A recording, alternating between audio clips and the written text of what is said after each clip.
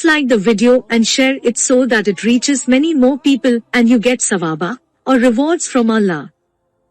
This could be a sawabe jariyah or continuous reward for you long after you are gone. Merits of Al-Ansaar, Volume 5, Book 58, number 119 to 284. Volume 5, Book 58, number 119. Narrated by Hisham's father. The people used to send presents to the Prophet on the day of Aisha's turn. Aisha said, "My companions, i.e. the other wives of the Prophet, gathered in the house of Salama and said, 0 Salama, by Allah, the people choose to send presents on the day of Aisha's turn and we too love the good, i.e. presents etc. as Aisha does. You should tell Allah's apostle to tell the people to send their presents to him wherever he may be, or wherever his turn may be." Salama said that to the Prophet and he turned away from her. And when the Prophet returned to her, i.e. Salama, she repeated the same, and the Prophet again turned away. And when she told him the same for the third time, the Prophet said, "O Salama, don't trouble me by harming Aisha, for by Allah, the divine inspiration never came to me while I was under the blanket of any woman amongst you except her." Volume 5, Book 58, number 121. Narrated by Aisha.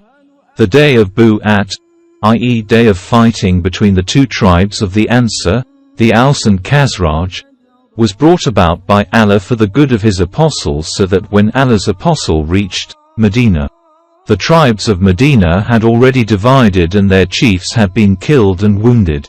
So Allah had brought about the battle for the good of his apostle in order that they, i.e. the Ansar, might embrace Islam. Volume 5, Book 58, number 122. Narrated by Anas. On the day of the conquest of Mecca, when the Prophet had given, from the booty, the Quraysh, the Ansar said, "By Allah, this is indeed very strange. While our swords are still dribbling with the blood of Quraysh, our war booty are distributed amongst them." When this news reached the Prophet, he called the Ansar and said, "What is this news that has reached me from you?" They used not to tell lies, so they replied, "What has reached you is true." He said, "Doesn't it please you that the people take the booty to their homes and you take Allah's apostle to your homes?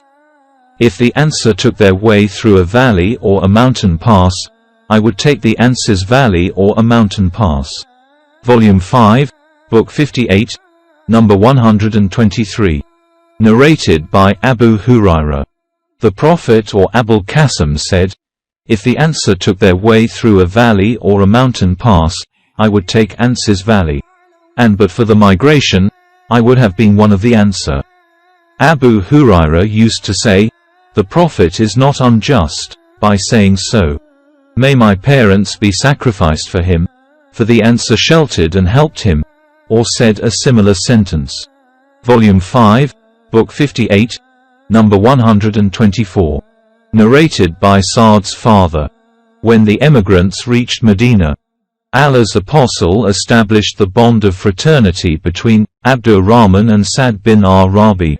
Sa'd said to Abdurrahman, "I am the richest of all the Ansar, so I want to divide my property between us, and I have 2 wives, so see which of the 2 you like and tell me, so that I may divorce her, and when she finishes her prescribed period, i.e., iddah, of divorce, then marry her." Abdurrahman said, "May Allah bless your family and property for you. Where is your market?" So they showed him the Kanuka market. He went there and returned with a profit in the form of dried yogurt and butter. He continued going to the market till one day he came, bearing the traces of yellow scent. The Prophet asked, "What is this scent?" He replied, "I got married." The Prophet asked, "How much mahr did you give her?" He replied, "I gave her a date stone of gold or a gold piece equal to the weight of a date stone." The narrator, Ibrahim, is in doubt as to which is correct. Volume 5, Book 58, number 125. Narrated by Anas. When Abdur-Rahman bin Auf came to us, Allah's apostle made a bond of fraternity between him and Sa'd bin al-Rabi, who was a rich man. Sa'd said, "The Ansar know that I am the richest of all of them. So I will divide my property into 2 parts between me and you, and I have 2 wives. See which of the 2 you like so that I may divorce her and you can marry her after she becomes lawful to you by her passing the prescribed period, i.e., iddah, of divorce." Abdur-Rahman said, "May Allah bless you your family, i.e. wives, for you."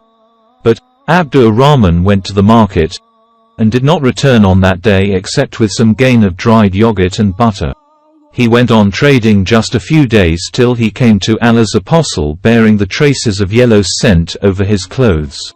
Allah's apostle asked him, "What is this scent?" He replied, "I have married a woman from the Ansar." Allah's apostle asked, "How much mahr have you given?" He said, "A date stone weight of gold or a golden date stone."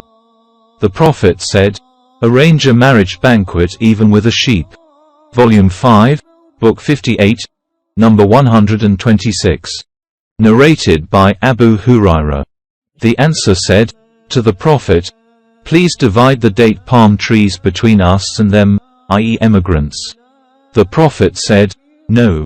The Ansar said, "Let them, i.e. the emigrants, do the labor for us in the gardens and share the date fruits with us." The emigrants said, "We accepted this." Volume 5, Book 58, number 127. Narrated by Al-Bara. I heard the Prophet saying, or the Prophet said, "None loves the Ansar but a believer, and none hates them but a hypocrite. So Allah will love him who loves them, and he will hate him who hates them." Volume 5, Book 58, number 128. Narrated by Anas bin Malik. The Prophet said, "The sign of belief is to love the Ansar, and the sign of hypocrisy is to hate the Ansar." Volume 5, Book 58, number 129. Narrated by Anas. The Prophet saw the women and children of the Ansar coming forward. The sub-narrator said, "I think that Anas said, they were returning from a wedding party."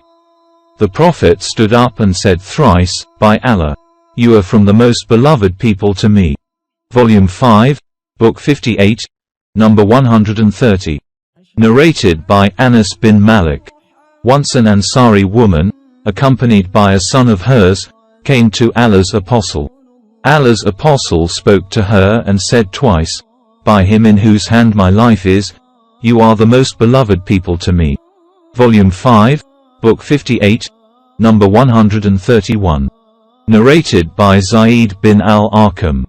The Anwar said, "O Allah's apostle, every prophet has his own followers and we have followed you. So will you invoke Allah to let our followers be considered from us, as answer to?" So he invoked Allah accordingly. Volume 5, Book 58, number 132. Narrated by Abu Hamza. A man from the Ansar said, "Every nation has followers and, O Prophet, we have followed you. So invoke Allah to let our followers be considered from us, as Ansar like ourselves." So the Prophet said, "O Allah, let their followers be considered as Ansar like themselves."